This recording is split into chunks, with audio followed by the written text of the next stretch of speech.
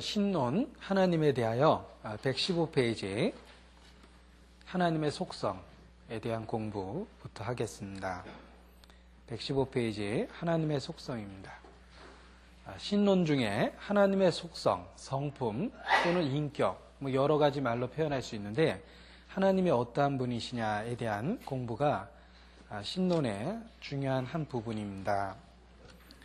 인용된 본문은 잠언 9장 10절인데 같이 읽어보죠.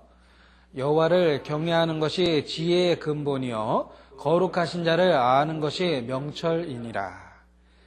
경외한다라는 말과 아는 것이라는 말이 이렇게 병행해서 강조되고 있습니다. 우리가 올바로 알아야지만 올바른 하나님에 대한 그 경배와 예배를 할 수 있기 때문에 그렇습니다. 십계명의 첫 계명은 너는 나 외에 다른 신을 내게 있게 말지니라 라고 이렇게 기록되어 있습니다.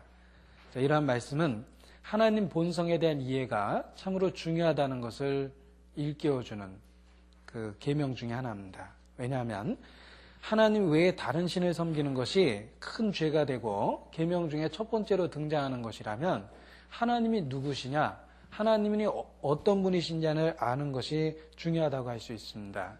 왜냐하면 잘못된 하나님을 알게 되면 결국은 제1계명을 어기는 것이 되기 때문에 그렇습니다. 하나님에 대한 잘못된 이해가 나 외에 다른 신을 내게 있게 말지니라 라는 계명을 어기는 일로 연결되기 때문에 하나님에 대한 올바른 지식이 중요합니다. 서문에 보면 첫 번째 패러그래프부터 제가 읽겠습니다. 하나님에 대한 우리의 이해는 대단히 중요하다.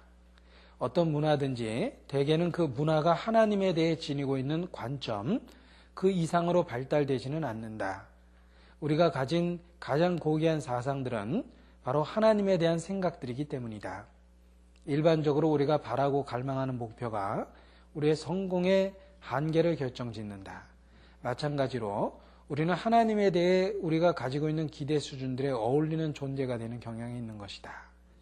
우리가 바라고 갈망하는 목표가 우리의 성공의 한계를 결정짓는다 그랬는데 그 목표가 현재의 삶을 만들어주기 때문에 그렇습니다.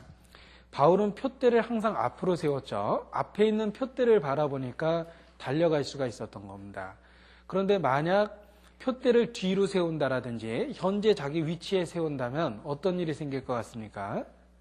퇴보하거나 자기 만족에 빠져버리죠. 성취감에 가득 차고 결국은 자기 만족과 무사한 일에 빠져버립니다. 표대는 항상 앞으로 세워야지만 달려갈 수가 있고 지금보다 나아질 수가 있습니다. 일반적으로 우리가 바라고 갈망하는 목표가 우리의 성공의 한계를 결정짓는다. 이런 그런 뜻입니다. 이 문장하고 관련된 게 116페이지 보면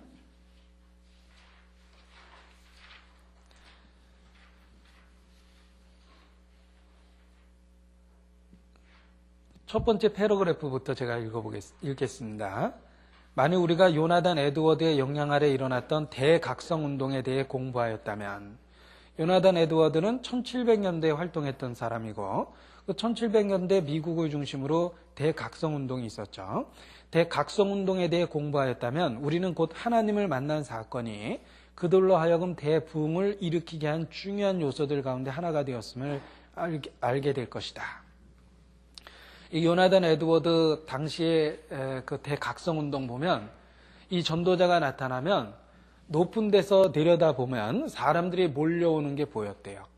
마차를 타고 여기저기서 몰려왔는데 많은 분들이 그 아주 평이한 설교거든요. 지금 읽어보면. 그런데 그 설교 앞에서 통곡하고 그 참으로 회개의 역사가 일어났다라고 이야기를 합니다. 그 큰 부흥의 운동은 그들이 하나님을 알게 되고 체험하게 됐다라는 거죠. 그래서 각성운동이 생긴 겁니다. 또한 과거에 살았던 위대한 인물들의 증거를 들어보면 우리는 그들 가운데 많은 사람들이 영광 중에 계신 하나님을 알게 되었을 때 그들의 삶의 전환점을 맞게 되었다는 것을 발견하게 될 것이다. 하나님을 알게 되었을 때 삶의 전환점을 갖게 된다. 자, 이 기독교가 여러 곳에서 여러 모양으로 전파가 됐습니다. 때로는 교파의 모양도 다르고 교회 모양도 다르지만 정말 생명 있는 기독교의 공통점이 있습니다. 그것이 무엇입니까? 삶의 변화를 일으켰다는 거죠. 정말 생명 있는 그 진리가 전해졌을 때 사람들은 변했다는 겁니다. 그들이 하나님을 알게 되었을 때 그런 변화를 갖게 되었기 때문에 하나님을 아는 것은 아주 중요하다. 그리고 그 다음 문장입니다. 하나님에 대해 성경적으로 사고하게 될 때 우리는 영적으로 성장할 근거를 가지게 된다. 하나님에 대해서 사고하게 되고 하나님에 대해서 점점 알아가게 될 때 우리는 성장의 근거를 갖게 된다. 하나님은 우리보다 앞에 계시죠. 우리의 삶의 목표가 현재보다 앞으로 갑니다. 하나님을 알게 되면 우리가 추구해야 될 목표가 앞으로 가고 그 목표가 앞에 있음으로 말미암아 현재의 삶에 있어서 성장의 근거를 갖게 되는 겁니다. 그래서 아까 서론 앞부분에 우리가 갈망하는 목표가 우리의 성공의 한계를 결정짓는다 그랬죠. 그러니까 하나님을 알게 되면 거룩함이라는 목표가 앞으로 가죠. 하나님을 모르게 되면 어떻게 됩니까? 내가 다른 사람보다 낫다. 내가 내 주변에 있는 모든 사람들보다는 그래도 낫지 않느냐. 그런 식의 자기만족에 빠집니다. 그런데 하나님을 알게 되면 거룩함의 목표가 하나님이라는 그 절대적인 분 앞에서 생기기 때문에 표대가 앞으로 가고 자기의 삶에 어떤 성장의 계기를 갖게 됩니다. 그래서 하나님을 안다라는 것은 우리에게 삶의 목표를 바로 정해주고 삶의 변화를 일으키는 중요한 동기가 된다. 이런 부분으로서 하나님을 아는 것이 중요하다. 이렇게 서론 부분을 설명하고 있습니다. 116페이지 첫 번째 문장입니다. 비록 하나님께서 우리 각자를 하나님께로부터 받은 지적 능력에 따라서 심판하시기는 하지만 우리들 가운데 성경을 접할 수 있었던 사람들은 그들이 성경을 읽고 하나님에 대해 알아가는 것에 대해 스스로 책임을 지게 될 것이다. 이 책은 조직신학책이기 때문에 기본적인 신학적 개념이 다 깔려 있습니다. 그래서 잘 읽어보면 평이한 말의 연속이지만 평이한 말이지만 중요한 신학적 개념을 이렇게 다 다뤄내고 있거든요. 그래서 중간중간 그거를 좀 상기시키고 싶습니다. 여기도 그런 그 신학적 개념이 거론된 건데 하나님은 우리에게 비춰준 빛에 따라서 우리를 심판한다는 겁니다. 그러니까 하나님께로 받은 지적 능력에 따라서 우리를 심판한다. 많이 준 자에게는 많이 달라 할 것이요. 또 적게 받은 자에게는 적게 달라 할 것이다. 또 마땅히 할 일을 알고도 행치 아니하면 더 큰 책망을 받을 것이다. 이런 말씀들은 우리에게 주신 지적 능력에는 책임이 따른다는 거죠. 그래서 어린아이들이 갖고 있는 판단력과 분별력은 작습니다. 그러니까 상대적으로 그들의 죄는 작아지고 충분한 기회를 갖고 판단력과 분별력을 갖고 있으면서도 그것을 활용하지 않거나 의도적으로 무시했다면 거기에 대한 책임을 중하게 받을 수밖에 없는 겁니다. 그래서 하나님이 세상을 어떻게 심판하느냐라는 그 복잡한 이야기 중에 하나가 우리에게 주신 지적 능력에 따라서 심판하신다. 많이 받은 자에겐 많이 요구하시고 적게 받은 자에겐 적게 요구하신다. 알고 행치 아니하면 더 큰 죄가 된다. 결국은 가장 큰 심판받을 사람 중에 하나는 복음적인 교회에서 복음적인 설교를 들으면서 멸망하는 사람. 그는 배웠던 수많은 내용에 대해서 책임을 져야 됩니다. 그래서 예수님도 저주했던 마을이 고라신, 가버나움 이런 마을이죠. 왜냐하면 가장 많이 권능을 베푸신 고을들이다. 내가 너에게 행하였던 것을 소돔과 고모라에서 행하였더라면 그들은 아직까지 멸망하지 않았을 것이다. 그들은 제 가운데 앉아서 회개했을 것이다. 라는 말씀을 해주셨는데 그것은 기회가 많을수록 책임이 따르며 심판이 더욱 부과된다. 충분한 기회를 줬다는 거죠. 그래서 이런 것이 이제 그 신학적 개념, 심판에 대한 개념 중에 한 부분입니다. 하나님은 우리에게 주신 지적 능력에 따라서 또는 기회에 따라서 심판의 가중을 정하신다는 겁니다. 116페이지 두 번째 패러그래프입니다. 하나님을 이해하는 핵심적인 요소는 그분의 성품을 이해하는 데서 나타난다. A.W. 토저는 속성이란, 이제 정의를 해보고 있는 거죠. 이 용어 정의라는 게 상당히 중요하고 또 어렵기도 한 겁니다. 그런데 잘 정의하면 복잡한 추상적인 개념을 쉽게 이해할 수 있게 되기 때문에 용어 정의는 어려운 거지만 필요한 거라고 생각합니다. 하나님의 속성이 도대체 뭐냐? 하나님에 대해 사실인 어떤 것이라고 정해야 했다. 하나님이 실제로 그러하다는 거죠. 하나님의 속성들이란 그분의 본성을 나타내는 성격들이나 특성들을 말한다. 자, 우리 개인의 속성과 성품과 인격은 어떻게 합니까? 평소의 행동을 보고 합니다. 그러니까 자기의 성격을 나는 외향적이고 밝고 명랑하며 사교성이 있음, 이렇게 자기를 스스로 평가하는데 그 근거가 뭡니까? 평소의 생활을 종합하는 거죠. 밝고 명랑한 그런데 맨날 울고 다니는데 무슨 밝고 명랑합니까? 그게 이제 평소에 어떻게 행동하느냐를 종합했을 때 성품이 나오는 거잖아요. 마찬가지로 하나님의 속성이 어떻게 나타나는 겁니까? 하나님이 어떤 일을 어떻게 하시고 그 어떻게 계획하시고 어떻게 실행하시냐라는 그 사역에 대한 부분을 쫙 종합했을 때 속성이 나오는 거예요. 아, 그분은 죄를 미워하고 있구나. 그분은 참 신실하시구나. 그분은 선하시구나. 그런 것을 어떻게 추론한 거냐면 성경에 나타난 하나님의 사역을 종합 정리한 거죠. 그래서 그 속성을 이끌어낸 겁니다. 그러니까 이 토저의 정의가 실제로 아주 정확한 정의입니다. 하나님에 대해 사실인 어떤 것, 실제로 그분이 그렇게 행동하시고 있다는 거죠. 그걸 정리한 것이 속성이다, 이렇게 얘기할 수 있습니다. 하나님의 속성들이란 그분의 본성을 나타내는 성격들이나 특성을 말한다. 그래서 속성, 성품, 인격 이런 말을 쓰는데 그 인격은 사람 인자 때문에 오해를 주거든요. 그러니까 잘 안 쓰지만 실제로는 우리가 쉽게 이해할 수 있는 용어입니다. 그분의 인격이 어떠냐, 성품이 어떠냐, 그분은 어떤 속성을 갖고 있느냐, 이렇게 이제 설명해 봅니다. 그리고 또 많이 인용되는 그 내용 중에 하나가 웨스트민스터 소요리 문답서입니다. 여기 이제 아주 핵심적인 교리를 정리를 한 거죠. 그래서 정통이냐 아니냐를 구별할 때 그 웨스트민스터에서 규정한 내용과 일치하느냐 또는 차이가 있느냐를 이렇게 비교할 때 많이 거론합니다. 근데 웨스트민스터 소요리 문답서에 보면 하나님을 정의하면서 네 가지 속성을 나열하고 있다. 거룩하심, 공의로우심, 선하심, 진실하심. 이렇게 네 가지를 거론하고 있는데 거기 인용해 놨습니다. 하나님은 영이시며 그 존재와 지혜와 능력, 거룩하심, 공의로우심, 선하심, 그리고 진실하심이 무한하고 영원하시고 불변하시다.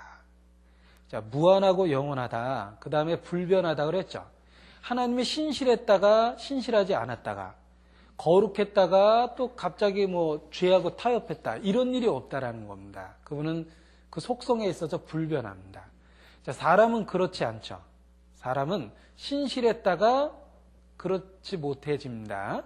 정직하다 거짓을 말합니다. 그러니까 죄인이라고 그러는 거예요.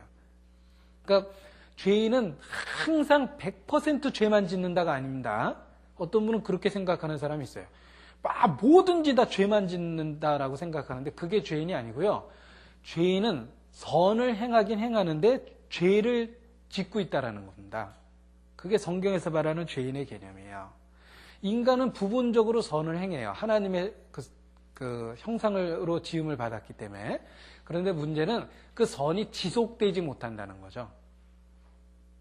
그러니까 악이 들어있는 선을 행하는 겁니다. 그래서 죄인의 정의는 100% 모든 일에 죄만 짓는다가 아니라 죄를 짓고 있다라는 거예요. 선한 일을 하는 중에라도. 그러니까 하나님 보기에는 악한 거죠. 그 죄인의 개념도 성경적으로 잘 이해하는 게 필요한데요. 잘못하면 그 죄인의 개념을 사람은 죄만 짓는다라는 쪽으로 설명을 해나가면 말은 무슨 말인지 알겠는데 실제로는 공감하기가 어려워요. 사람이 정말 죄만 짓냐? 도둑놈은 매일 도둑질하냐? 한 달에 한 번씩만 작업해도 도둑놈 아닙니까? 그러니까 죄인이라는 건 죄를 짓고 있다라는 거지 죄만 짓는다라는 뜻이 아니거든요. 근데 잘못 죄를 설명하면은 죄만 짓는 것처럼 얘기를 해요. 그러면 무슨 말인지는 듣는데 공감대가 이제 형성이 안 됩니다. 자꾸 반발과 반론을 제기하죠, 자기 마음속에. 그런데 실제로 성경에서 말하는 죄인은 선을 행하는 중에 죄를 짓고 있다는 뜻입니다. 그러니까 하나님 보기에 그 선이 되질 못하는 거죠. 그러나 하나님의 선은 불변이죠. 그분은 지속적으로 선을 행하신다는 겁니다. 자, 이런 네 가지가 대표적인 하나님의 속성으로 거론되고 있는데 이 책에서는 6가지 정도를 다루고 있습니다. 그 6가지 하나님의 속성을 2가지로 분류를 했는데 117페이지입니다. 일반적인 분류입니다, 이게. 절대적 속성과 보편적 속성입니다. 하나님의 속성 중에 절대적이라는 말은 하나님에게만 있는 거예요. 하나님은 거룩하고 사랑이 있으시고 선하시다. 이거는 우리에게도 있는데 라고 반론을 제기하겠죠? 그래서 아까 제가 불변이라는 말을 미리 설명을 한 겁니다. 왜냐하면 하나님은 계속적으로 거룩하고 계속적으로 사랑하시고 계속적으로 선하다는 거예요. 그러나 인간은 그렇지 못하다는 거죠. 그러니까 이 거룩, 사랑, 선하심은 하나님에게만 있는 속성입니다. 그래서 선한 이는 한 분이시니 오직 하나님이시니라. 예수님이 그렇게 딱 잘라 얘기하신 겁니다. 그분은 불변의 선을 갖고 있다는 거죠.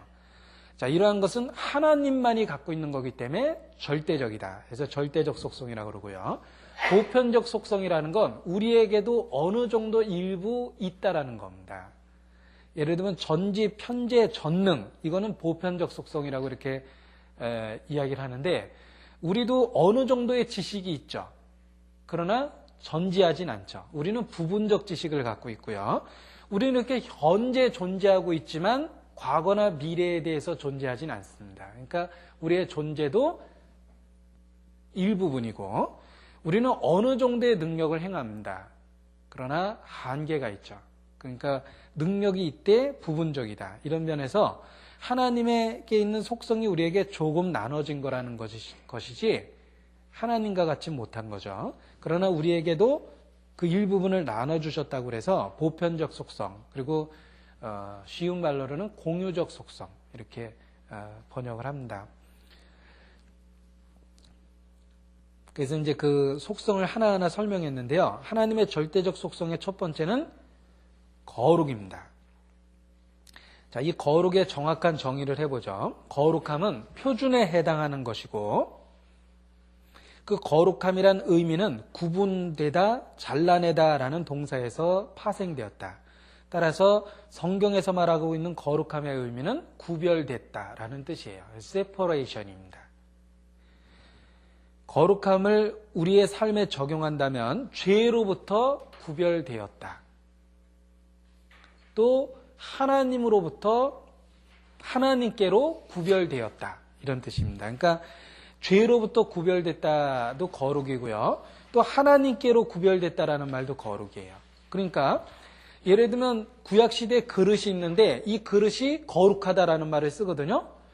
거룩한 그릇이 뭡니까? 그게 거룩하다라는 뜻이 하나님께 드리기 위해서 구별됐다는 뜻이에요. 그래서 그릇이 거룩해졌다는 말이 쓰여지는 겁니다. 그러니까 거룩이라는 말의 정확한 의미는 구별이며 죄로부터 구별됐다는 의미도 되고 하나님께 드리기 위해서 용도에 의해서 구별됐다는 거죠.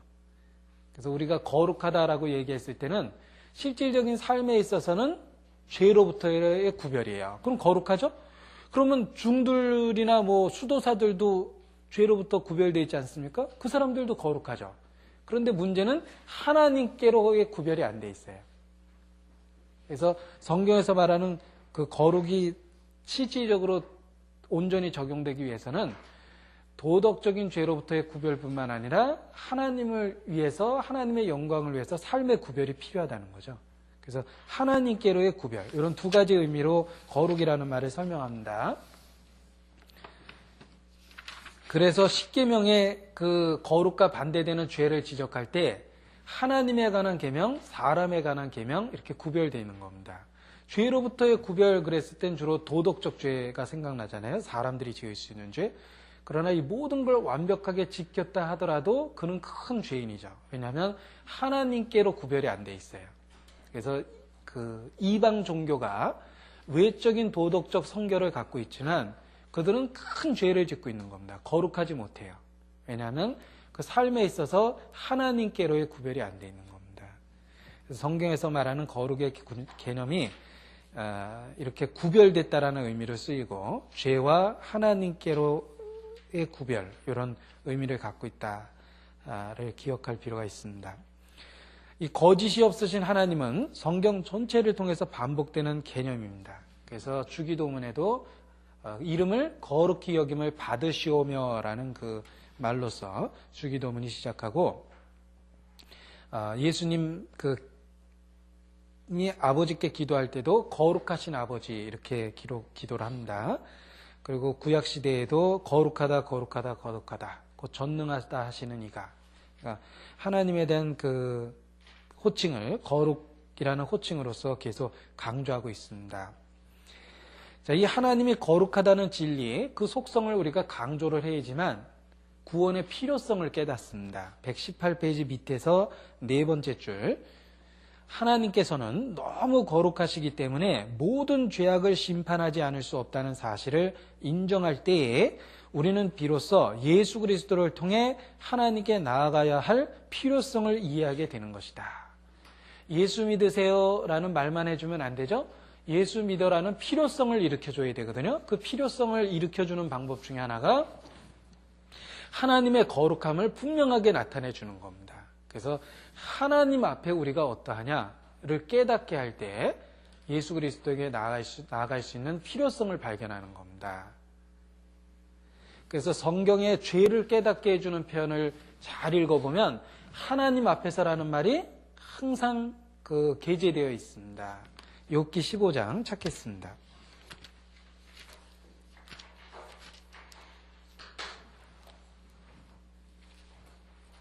15장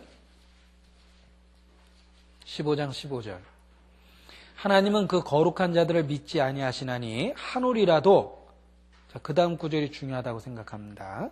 그의 보시기에 부정하거든.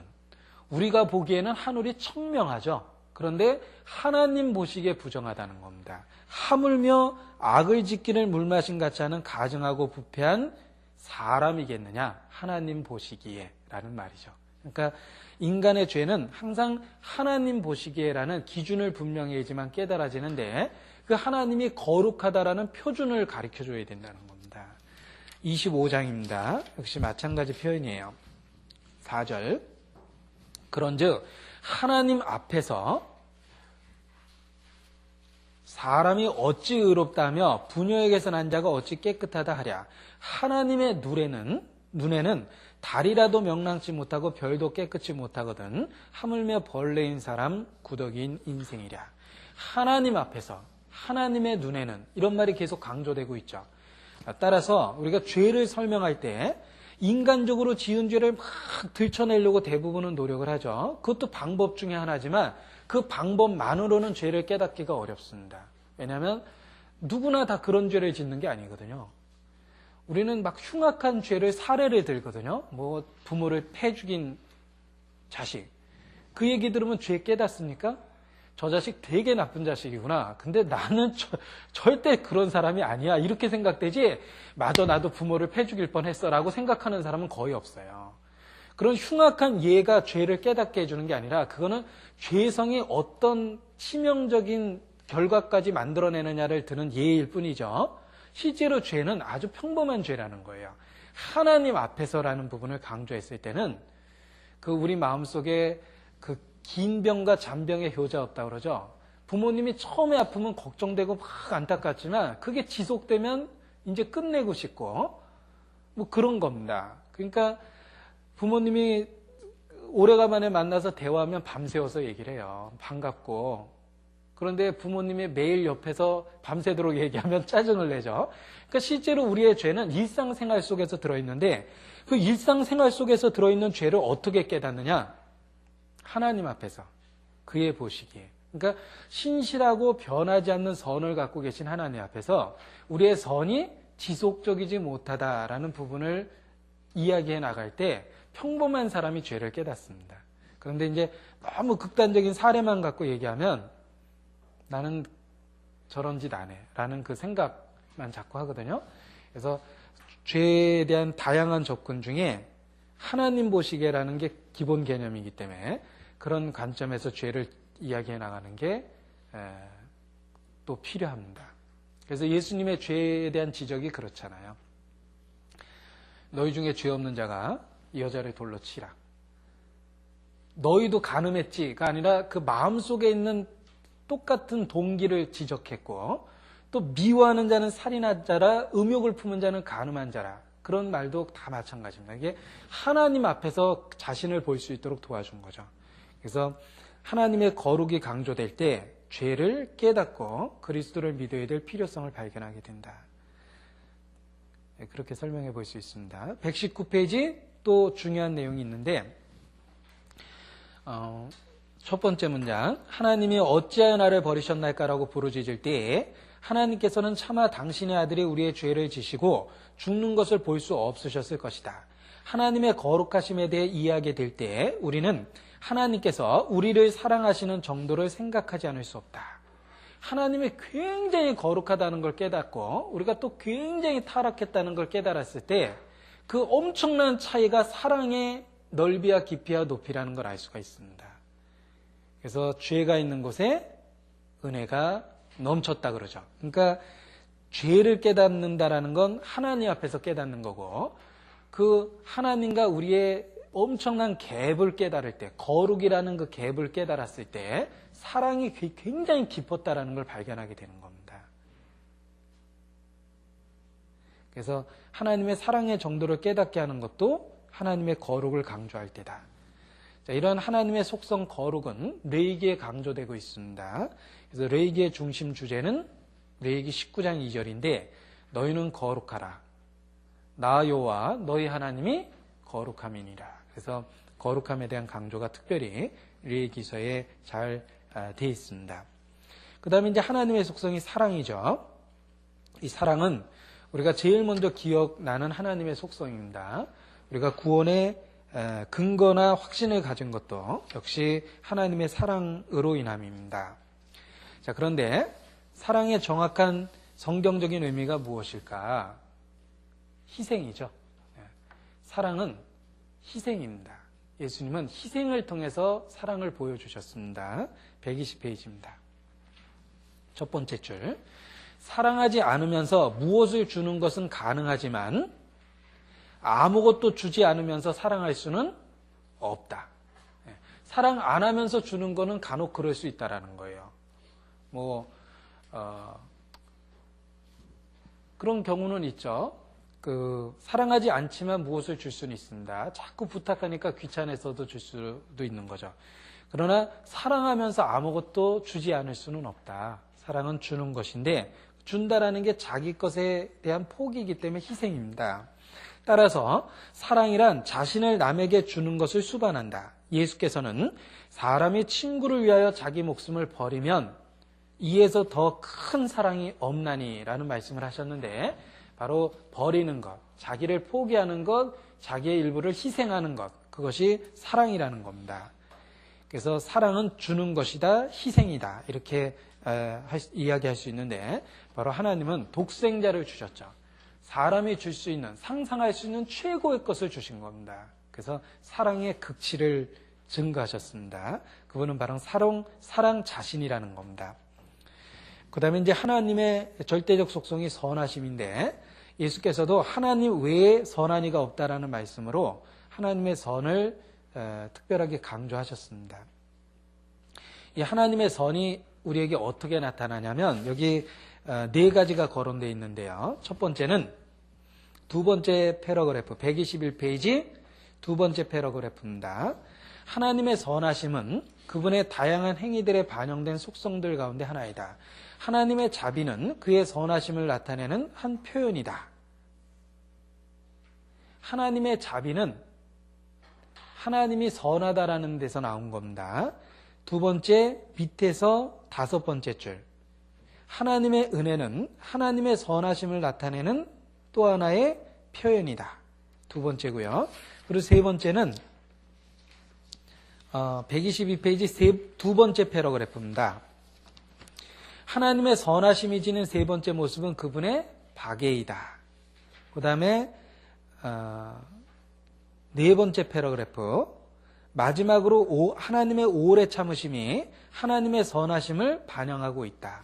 자, 이게 하나님이 선하시다라고 하면서 그 선하심은 다양한 행위가 반영된 속성이라고 그랬죠. 하나님의 실제적인 행위를 갖고 찾아낸 속성입니다. 그런데 어떤 행위를 통해서 선하심이라는 속성을 찾았냐면 하나님의 자비, 하나님의 은혜, 하나님의 박애, 하나님의 오래 참으심, 이런 것들이 이제 선하심의 속성입니다. 그리고 이제 그 각각에 대해서 설명하고 있는데요. 그 개념을 한 번쯤은 정리해 볼 필요가 있습니다. 첫 번째, 하나님의 자비입니다. 그 자비에 대한 이야기 중에 121페이지입니다. 밑에서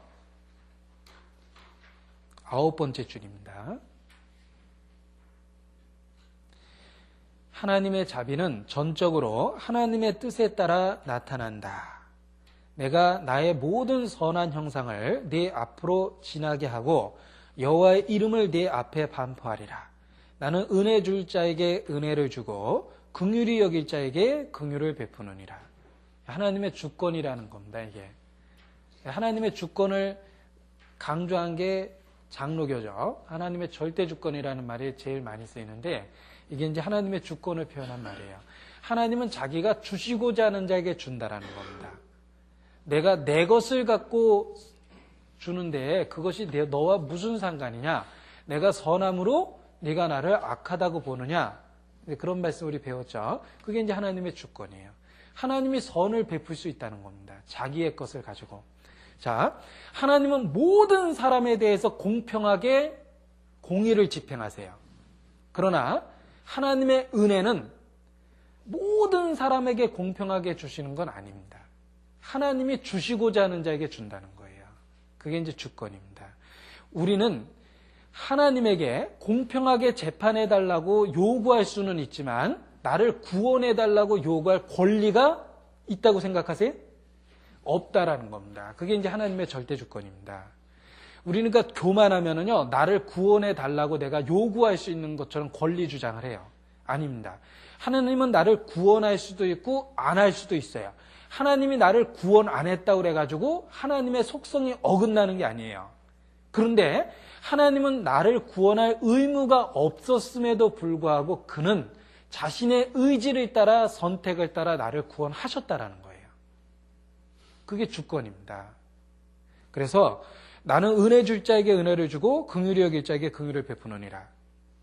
이렇게 말씀하신 겁니다. 따라서 하나님의 주권이 강조되면 내가 마치 구원받을 권리가 있는 것처럼 주장하는 교만한 자세에서 내려와서 주여 나를 불쌍히 여기소서.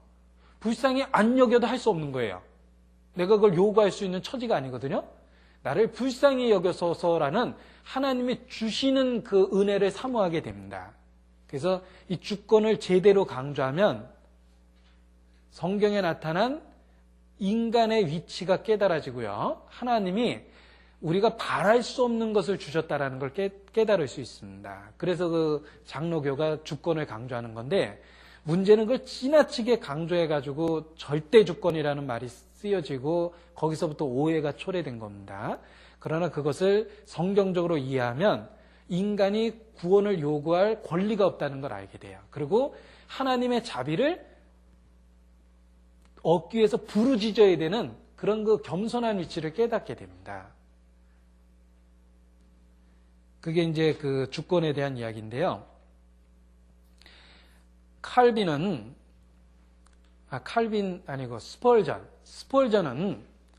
장로교적인 생각을 많이 갖고 있었어요. 장로교가 아니거든요. 찰스 스펄전은. 그런데 그의 설교는 장로교적인 교리를 다 갖고 있습니다. 그래서 그 스펄전이 설교했을 때 교리적인 비난을 받기도 했어요. 왜냐하면 장로교적인 교리를 바탕으로 얘기를 했거든요. 그런데 그 스펄전이 강조하고자 했던 것이 하나님의 주권이라는 부분을 강조하면서요. 인간은 구원을 요구할 권리가 있는 게 아니라는 거예요. 우리는 하나님에게 공의를 집행해달라고 요구할 수는 있지만 나를 구원해달라고 권리 주장을 할 수 있는 게 아니라 그분은 나를 구원하지 않아도 아무런 문제가 없다는 겁니다. 단지 우리에게 자비를 베풀어 달라고 우리는 하나님께 부르짖고 요청하는 입장이지 권리가 있어서 그거를 요구하는 입장이 아니라는 거예요. 그래서 스펄전이 그거를 이해하고 장로교에서 이야기하는 부분을 자신의 사역에 반영을 한 겁니다. 왜냐하면 그것이 옳다라고 여겨진 거예요. 여기 이제 주권을 설명하는 그 문장 중에 하나입니다. 하나님의 자비는 전적으로 하나님의 뜻에 따라 나타난다. 내가 나의 모든 선한 형상을 내 앞으로 지나가게 하고 여호와의 이름을 내 앞에 반포하리라. 나는 은혜 줄 자에게 은혜를 주고 긍휼히 여길 자에게 긍휼을 베푸느니라. 내 것을 가지고 내 마음대로 할 것이 아니냐. 이게 이제 하나님의 주권입니다. 그 다음에 이제 은혜라는 말을 선하심의 한 속성으로 봤는데 은혜라는 말을 어떻게 정의하겠습니까? 받을 가치가 없는 사람에게 일방적으로 주는 게 은혜예요. 이게 이제 아까 주권이라는 말하고 좀 비슷한 설명이 나오죠. 우리가 받을 만한 가치가 없고 받을 수 있는 권리가 없음에도 불구하고 그러한 우리에게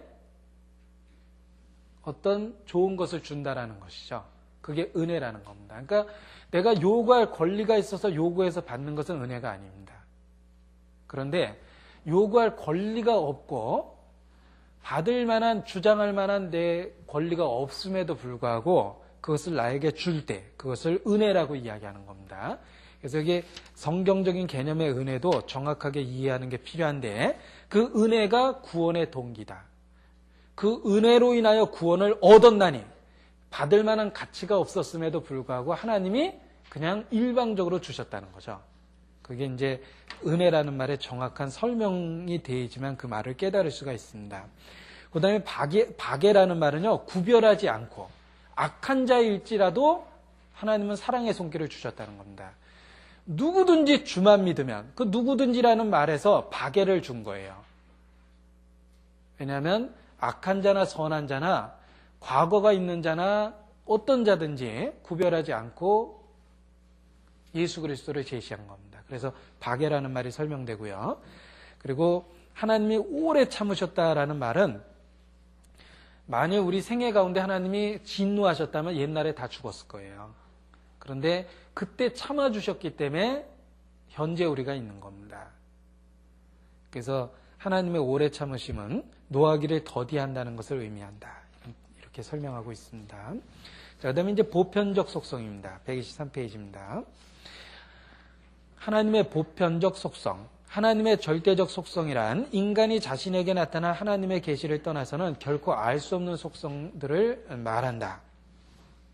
하나님이 우리에게 계시해줘야지만 알 수 있는 건 절대적 속성이에요. 그런데 그냥 일반적으로 알 수 있고 또 우리도 갖고 있는 부분적인 능력들, 이런 것들은 이제 보편적 속성인데요. 그것이 이제 하나님의 전지, 편재, 전능, 이런 세 가지로 설명이 되어 있습니다. 자, 이 하나님의 전지와 편재와 전능이 가장 잘 설명되어 있는 성경 중에 하나는 시편 139편입니다. 내가 앉든지 일어서든지 주께서 나와 함께 하신다. 나의 전호를 들으시며 내가 음부에 갈지라도 주께서 거기 계시며. 이게 이제 편재잖아요. 나에 대한 모든 것을 모르시는 것이 없다. 뭐 전능이죠. 전지죠. 이런 식으로 그 하나님은 편재하고 전지하고 전능하다라는 얘기가 시편 139편에 잘 정리가 되어 있습니다. 그런데요, 문제는 하나님이 전지하다, 편재하다, 전능하다라는 그 속성이 우리와 무슨 관련이 있느냐, 이런 부분입니다. 자, 첫 번째, 하나님이 전지하다라는 것을 이해하게 되면 우리 삶에 어떤 일이 생깁니까? 내가 갖고 있는 모든 문제를 그가 알고 계시다는 거죠. 내가 현재 처해 있는 억울한 상황을 그가 알고 계시다는 거예요. 그래서 욕을 받되 욕하지 않고 고난을 받으시되 위협하지 않고 오직 공의를 행하는 하나님께 부탁했다고 되어 있죠. 그런 것처럼 우리가 하나님을 의지할 수 있어요. 내가 억울해도 그가 알고 계시거든요. 그러면 내가 굳이 나를 변명 안 해도 하나님이 어느 순간 어떤 방법으로 그걸 풀어줄 거라는 겁니다. 그래서 전지하다라는 걸 우리가 이해했을 때 삶에 있어서 굉장한 위로를 받아요. 나의 상황을 잘 알고 계시다라는 것 때문에. 그 다음에 편재도 마찬가지인데요. 하나님이 어느 곳에 있든지라는 걸 깨닫게 될 때 우리는 지속적으로 보호를 받고 있다는 확신이 생깁니다. 내가 지방에 가 있든지 태평양 한복판에 떠 있든지 아니면 외국에 가 있든지 편재를 느끼면 어느 곳에서나 보호에 대한 확신을 갖게 되죠. 그 다음에 하나님의 전능을 깨달으면 어떻게 됩니까? 현재 나에 있는 고통이 하나님의 능력의 부족 때문에 능력이 부족해서 해결이 못 되는 게 아니라 하나님의 또 다른 뜻 때문에 해결이 보류되고 있구나. 그리고 어떤 상황에서든지 그것을 어느 순간에 순식간에 해결해 주실 수 있다. 그가 전능하시다. 이런 거 생각으로 위로를 받을 수가 있습니다. 결론 부분입니다. 125페이지. 위대한 하나님의 사람들이 옛날에 하나님의 본성과 속성들을 보게 되었을 때 그때가 곧 그의 개인적 부흥의 시기가 되었다. 이것이 바로 시편 139편에서 다윗이 체험한 사건인 것이다. 우리도 그와 같이 체험할 수 있다. 어떻게? 하나님에 대해서 알게 될 때. 이런 이야기입니다. 그래서 하나님에 대해서 알게 될 때 우리의 삶에 전환점, 변화들이 생기기 시작한다. 이렇게 이야기할 수 있습니다. 127페이지입니다. 하나님의 법입니다. 그 마음에는 하나님의 법이 있으니 그 걸음에 실족함이 없으리로다. 시편 37편 31절이 인용되어 있습니다. 그 마음에는, 그 걸음에는 이렇게 연결되어 있죠. 이 마음과 걸음이 연결되어 있는 겁니다.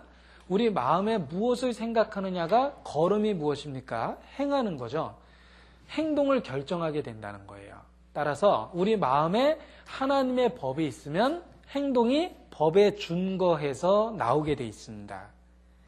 그래서 주여 나의 행보를 주의 말씀 위에 굳게 세우소서라는 그 기도도 있는 겁니다.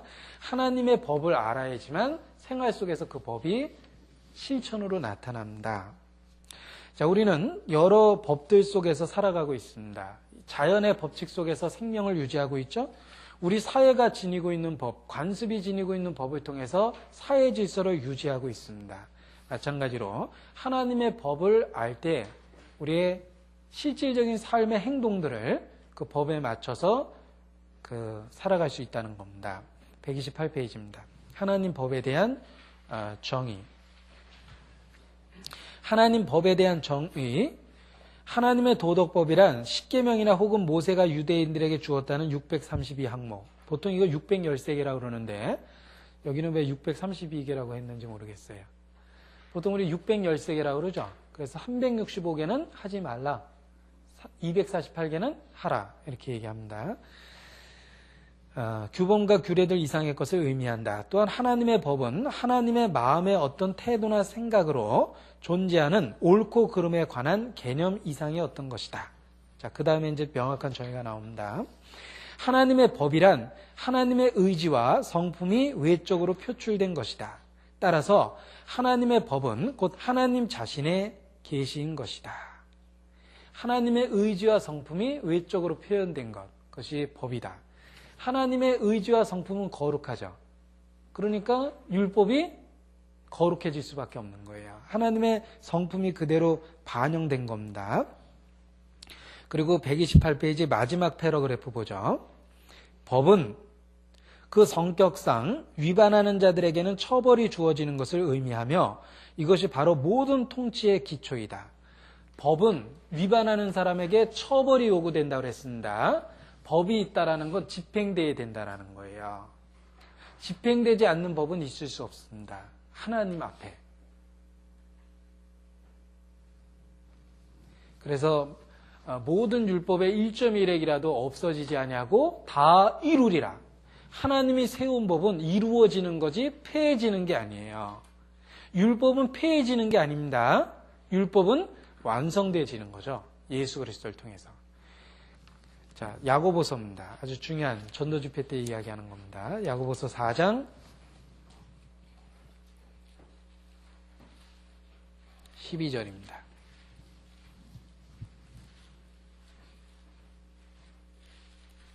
야고보서 4장 12절입니다. 입법자와 재판자는 오직 하나이시니 능히 구원하기도 하시며 멸하기도 하시느니라. 입법자, 재판자라고 그랬죠. 입법을 했다라는 건 하나님이 그 법을 지키겠다는 뜻이에요. 그러니까 하나님은 당연히 입법의 수행자가 되죠. 그러니까 입법한 것을 지킵니다. 법의 수행자가 돼요. 그러니까 그분이 재판을 하실 수밖에 없어요. 그래서 입법자와 재판자는 한 분입니다. 그분은 법을 세웠고 법이 있다라는 것은 처벌이 주어지는 것을 의미하며 그분은 그 법을 근거로 재판을 한다는 겁니다.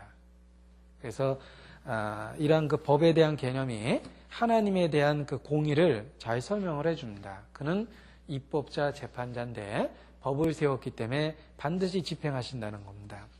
그리고 하나님의 정의로움은 법을 요구하게 되고 법에 대한 심판을 요구하고 있다는 겁니다. 그리고 129페이지 두 번째 패러그래프입니다. 중간 부분에 여기다 아주 중요한 개념이 하나 설명되어 있습니다. 어떤 사람이 살아있는 생애 동안에는 심판이 충분히 수행될 수 없다. 왜냐하면 그 사람의 의도와 위반의 여부 및 그 영향 등 그 모든 것이 평가되기까지는 죄의 여부가 정확하게 평가될 수 없기 때문이다. 자, 예를 들면 그 유대인들이 예수의 제자들이 시체를 훔쳐갔다고 거짓말을 퍼뜨려서 그 거짓말이 지금까지도 유대사회에 있죠. 그러니까 하나님이 거짓말을 만든 사람을 심판 안 하는 거예요, 아직. 왜? 아직까지도 죄가 눈덩이처럼 계속 불어나고 있잖아요. 그러니까 마지막 심판 때에 죄의 영향력이 끝났을 때 그 거짓말한 죄에 대한 심판을 하는 겁니다. 또 찰스 다윈의 진화론이라는 거짓된 학문을 만든 죄가 심판이 되지 않고 있어요. 왜 그렇죠? 아직도 그 죄는 영향을 미치고 지금도 수많은 사람에게 피해를 주고 있기 때문에 그렇습니다. 그러니까 하나님이 지금 심판하는 게 아니에요. 그 영향력이 다 끝났을 때 최종 평가를 해서 그들을 심판하는 겁니다. 그래서 마지막 백보자 심판이 있는 거예요. 최후 심판이죠.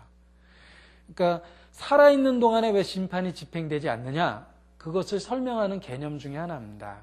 죄의 영향력에는 아직 끝나지 않았고 죄에 대한 다양한 환경과 변수가 아직 정리되지 않았다는 거죠. 그러니까 하나님은 심판을 최후 심판으로 미룬 겁니다. 129페이지 밑에서 다섯 번째 줄. 그러므로 누구도 살아있는 동안에 결정적인 심판을 받지 않는 것은 그가 법을 위반한 곳에서 미치는 영향이 아직 최종적으로 끝나지 않았기 때문이다. 따라서 하나님의 법이 존재한다는 사실은 장차 최후의 심판이 있다는 것을 의미한다. 이렇게 설명을 합니다. 이건 아주 중요한 개념인데요. 이해해 볼 필요가 있습니다. 죄는 왜 현세의 심판이 되지 않느냐? 죄에 대한 다양한 변수와 환경이 아직 정리되지 않았고 죄의 영향력도 아직 지속적이라는 겁니다. 그래서 그들의 심판을 마지막 때까지 보류하신 겁니다. 그리고요. 하나님이 무엇을 심판하느냐에 대한 이야기도 거기 있습니다. 129페이지 두 번째 패러그래프로부터 다섯 번째 줄. 자, 이렇게 얘기하면 쉽게 찾았으면 좋겠습니다. 두 번째 패러그래프의 다섯 번째 줄. 따라서 인간의 모든 사고, 말, 그리고 행위는 하나님의 우주에 영향력을 미친다. 자, 여기 죄를 세 가지로 얘기했죠. 인간의 사고, 말, 행위. 그래서 죄를 설명할 때 이 세 가지 각도에서 얘기를 해나가는 게 필요해요. 일단 대분류를 해야 됩니다. 인간의 사고, 생각도 죄라는 걸 알아야 돼요. 그 다음에 인간의 잘못된 언어 습관. 그리고 세 번째는 실질적인 행위. 그래서 죄를 설명할 때 행위만 갖고 계속 설명하면 해당되기도 하고 안 되기도 하고 막 그러잖아요. 그런데 인간의 마음 갖고 얘기하면 동기는 다 갖고 있어요.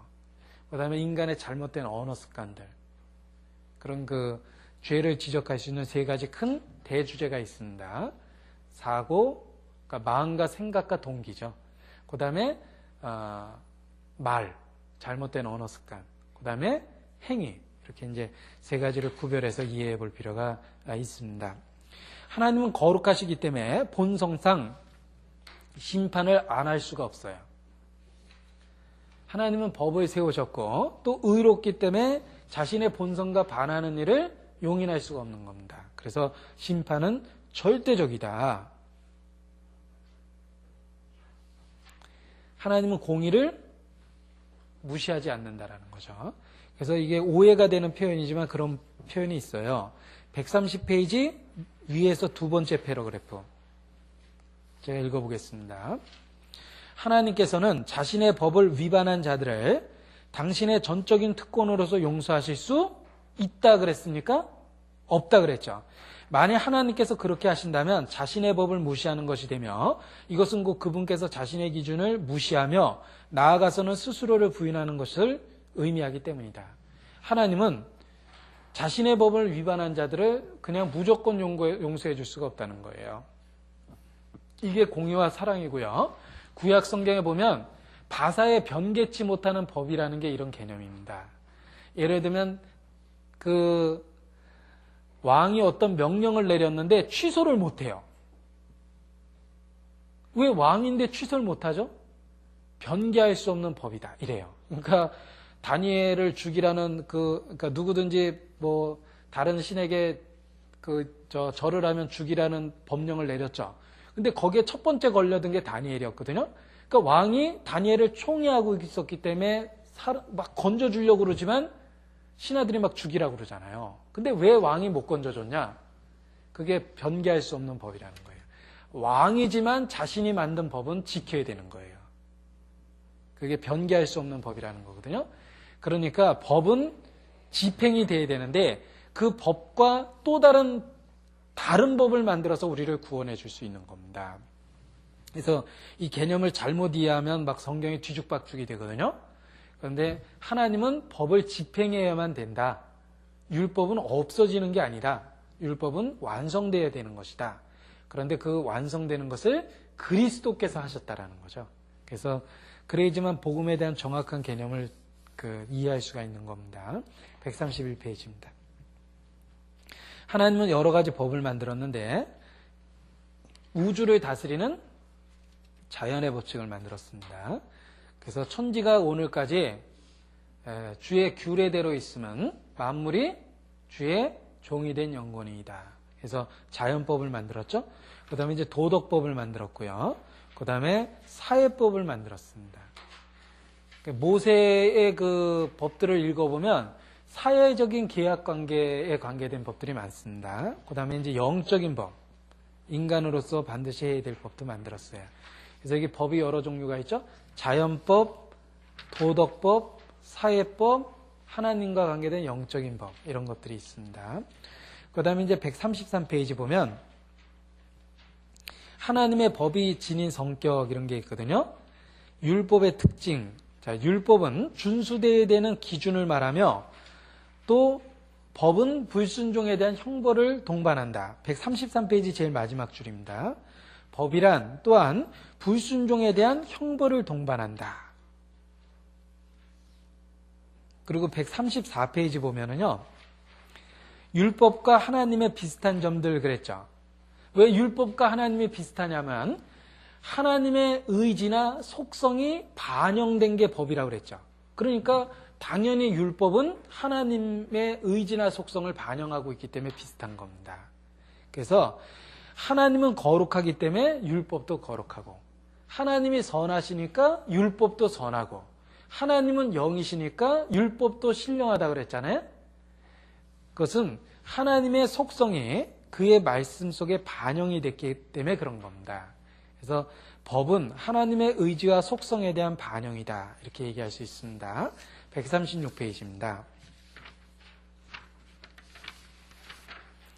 율법의 목적인데요. 이것은 실질적으로 다 외우는 게 필요한데 왜냐하면 율법에 대한 정확한 이해가 복음을 설명하는 전 단계이기 때문에 그렇습니다. 첫 번째는 하나님의 본성을 계시한다 그랬죠? 하나님이 거룩하다는 걸 율법이 가르쳐 줍니다. 두 번째는 삶의 기준을 제시해 주고, 세 번째는 메시아를 믿어야 될 필요성에 대한 것을 계속 가르쳐 줍니다. 네 번째는 우리의 삶에서 죄를 드러내 주죠. 그리고 다섯 번째는 우리를 그리스도에게 인도해 줍니다. 자, 이렇게 다섯 가지가 정리되어 있는데, 세 번째, 이스라엘에게 그들의 메시아에 관해 가르친다 그랬죠. 구약에 기록된 내용들은 우리의 거울과 경계가 된다 그랬죠. 그래서 메시아에 대한 증거도 되고, 또 메시아를 받아들인 사람에 있어서 삶의 실질적인 그 사례들을 율법의 내용들이 설명해 주고 있다는 거예요. 그리고 137페이지 보면 밑에서 여섯 번째 줄입니다. 강사들은 하나님께서 옳지 않다고 말씀하시는 것들과 그 대신에 우리가 실천해야 할 것들에 대해 영적으로 점검할 수 있는 목록들을 제시해 준다. 하나님의 율법에 비추어 자신들의 삶을 살펴볼 때 사람들은 종종 진정한 회개로 인도하는 개인적 확신을 체험하게 된다. 자, 하나님이 옳다고 하시는 말씀과 우리가 실천해야 될 항목들을 쭉 설명을 해주면 죄를 깨닫게 된다는 겁니다. 그 칼빈의 기독교 강요에 보면은요, 이게 더 쉽게 설명이 되어 있어요. 율법은 세 가지 목적이 있어요. 첫 번째, 이거는 이제 외워야 된다고 생각합니다. 율법은 사람들에게 죄와 허물을 깨닫게 해줍니다. 두 번째, 율법은 사람들의 무능함을 깨닫게 합니다. 자기 스스로 천국에 갈 수 없다라는 전적인 무능함을 깨닫게 해줍니다. 세 번째, 인간은 심판과 저주 아래 있다는 걸 율법이 가르쳐 줍니다. 그래서 율법을 주신 목적이 세 가지라는 거예요. 우리의 죄와 허물을 깨닫게 해주죠. 그 다음에 우리의 영적인 무능함, 우리 스스로 천국에 갈 수 없다라는 무능함을 깨닫게 해주고, 세 번째는 우리에게 심판과 저주가 있다는 걸 깨닫게 해주는 겁니다. 그래서 전도 집회 중에 복음 전에 율법이 그렇게 해서 제시되는 거예요. 그 세 가지 목적을 가르쳐 주는 거죠. 그래서 칼빈의 기독교 강요가 훨씬 더 쉽게 정리되어 있는 것 같아요. 그 세 가지는. 그리고 138페이지입니다. 그리스도인과 하나님의 율법이라고 얘기했을 때 여기 다양한 방법으로 여기 하나님의 법을 설명합니다. 큰 계명, 하나님에 대한 계명이죠. 최고의 법, 이웃에 대한 사랑입니다. 또 그리스도의 법, 너희가 서로 집을 지라. 또 자유의 법, 하나님 말씀에 순종하는 것, 이렇게 자유의 의지를 갖고 순종해야 되는 것, 이런 내용으로 여러 가지 법들을 그리스도인과 관계된 법들을 정리를 해놨습니다. 이렇게 해서 오늘 하나님의 속성하고 하나님의 법에 대한 부분, 그 두 부분을 같이 공부를 했습니다. 마치도록 하겠습니다.